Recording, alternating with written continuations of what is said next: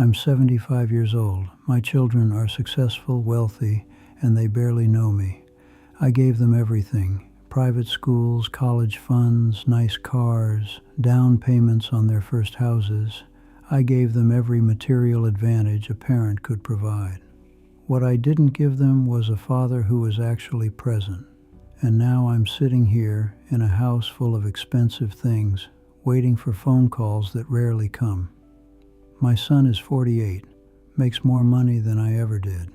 My daughter is 45. She's a surgeon. They turned out exactly how I planned. Successful, independent, financially secure, and they visit me maybe twice a year. Christmas and my birthday if I'm lucky. I worked 70-hour weeks for 30 years. That's what I told myself I was doing, working for them, building something, providing. Every missed soccer game, every school play I wasn't at, every dinner I came home too late for, I justified it the same way. I'm doing this for them, so they can have a better life than I had. I grew up poor. My father was a drunk who couldn't hold a job. We lived in a trailer. I wore clothes from Goodwill. I watched my mother work herself to death trying to keep us fed. I swore my kids would never know that life. They'd have everything I didn't, and they did. They had everything except me. My son's name is Michael. When he was 7, he begged me to teach him how to ride a bike. Every weekend for a month, he'd ask. I kept saying next weekend I have to work, soon. I never taught him. His friend's father taught him. When Michael finally learned, he didn't even tell me. I found out weeks later from my wife. I missed his first bike ride. Missed the scraped knees. Missed holding the seat while he found his balance. Missed the moment he realized he could do it on his own. But I bought him a $300 bike, top of the line. Thought that made up for it. It didn't. My daughter Sarah wanted me to come to her dance recitals. She danced from age 6 to 16, performed maybe 20 times over those years. I made it to 3 out of 20, but I paid for the lessons. Expensive ones, best studio in town. I paid for the costumes, the shoes, the competition fees, wrote checks for everything she needed. Just didn't show up. Last year, Sarah's daughter, my granddaughter, had a dance recital. Sarah didn't invite me.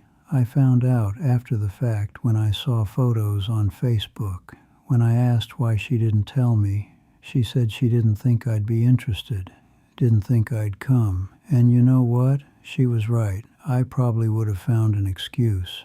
That hurt more than I can tell you. My daughter learned from me that fathers don't show up to dance recitals. That's what I taught her. I remember Michael's high school graduation. I was there, sat in the audience, watched him walk across that stage. Afterward, he was surrounded by friends and teachers. I stood off to the side, didn't know any of them, didn't know his friends' names, didn't know which teachers he liked, didn't know what clubs he was in or what he cared about. I knew he was graduating with honors because my wife told me, but I didn't know him. We took a family photo that day. I have it on my desk. We're all smiling. Looked like a normal family, but I remember standing there thinking I'm a stranger at my own son's graduation. His friends knew him better than I did. I told myself I was being a good father. I paid for everything. Harvard for Michael, Johns Hopkins for Sarah. Never blinked at the tuition. $250,000 in education costs. Paid every penny, proudly. That's what fathers do, right? Provide. But here's what I didn't know. They didn't need the money. They needed me. They needed a dad who knew their friends' names, who asked about their day and actually listened to the answer, who showed up, not just to graduations and weddings, but to the small moments, the Tuesday afternoons, the random Saturdays, the ordinary life that builds relationships. My wife tried to tell me. For years, she tried.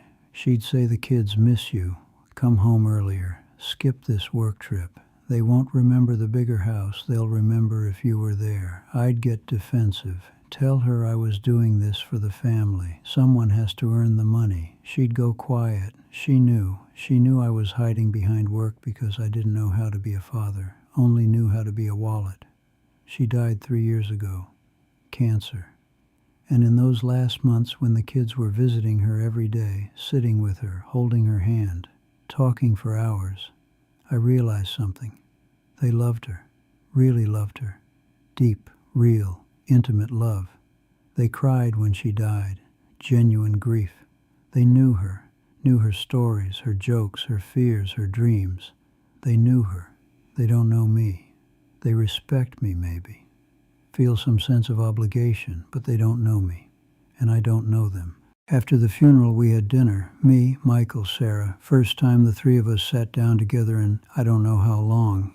We had nothing to talk about, literally nothing. I asked about their jobs. They gave short answers, long silences. We finished eating and they left. That was it. We buried their mother and had nothing to say to each other. I tried to change after that. Started calling Michael every week. He'd answer, polite, distant. How's work? Fine, Dad. How are the kids? Good. How's Susan? She's fine. 10-minute conversations about nothing. Same with Sarah. Polite check-ins that go nowhere. Because you can't build a relationship at 75 that you should have built when they were 7. I know things about my children. I know their addresses, their jobs, their kids' names, surface information, facts, but I don't know them. I don't know what makes Michael laugh. Don't know what Sarah's afraid of. Don't know their marriages, their struggles, their dreams. Don't know their favorite foods or what music they like or what they think about late at night. You know what I do know? I know I paid $240,000 for Michael's wedding. I know I bought Sarah's house needs a new roof and I offered to pay for it. I know my grandchildren's birthdays because I send checks, big ones. That's what I know how to do. Write checks, show love with money, because I never learned how to show it with presents. My granddaughter is 12 now, same age Sarah was when I was missing all her recitals. Michael's kids are 10 and 8. They call me Grandpa. They're polite when they see me, but they don't know me either. 3 generations of my family, and I'm a stranger to all of them. Last month was my 75th birthday. Michael and Sarah took me to dinner, expensive restaurant. They paid. We sat there for 2 hours. I really tried, asked questions, tried to get them to open up, but decades of distance don't disappear over one dinner. They were kind, dutiful, and couldn't wait to leave. I see other old men with their adult children, real relationships, laughing together, inside jokes, comfort, ease. That's not what I have. What I have is formal, stiff, obligatory. They visit because they should, not because they want to. And it's my fault. All of it. I chose this. Every time I chose work over that soccer game. Every time I missed dinner. Every time I said, I'm doing this for you while I was actually just avoiding being present. I built this distance brick by brick over 40 years. I have money. A lot of it. Retirement accounts, investments, paid off house. And it means nothing. I'd give every penny to go back and teach Michael to ride his bike, to sit in the audience at Sarah's recitals, to come home for dinner, to know my children, but I can't.